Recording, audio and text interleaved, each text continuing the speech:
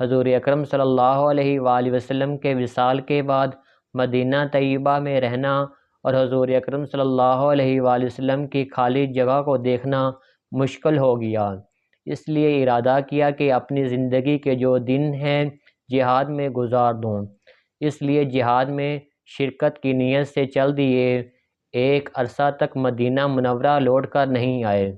ایک مرتبہ حضور اکرم صلی اللہ علیہ وآلہ وسلم کی خواب میں زیارت کی۔ حضور اکرم صلی اللہ علیہ وآلہ وسلم نے فرمایا، بلال یہ کیا ظلم ہے، ہمارے پاس کبھی نہیں آتے۔ تو آنکھ کھلنے پر مدینہ طیبہ حاضر ہوئے۔ حضرت حسن رضی اللہ تعالی عنہ اور حضرت حسین رضی اللہ تعالی عنہ نے اذان کی فرمائش کی۔ لاڈلوں کی درخواست ایسی نہیں تھی کہ انکار کی گنجائش ہوتی۔ اذان کہنا شروع کی اور مدینہ میں حضور اکرم صلی اللہ علیہ وآلہ وسلم کے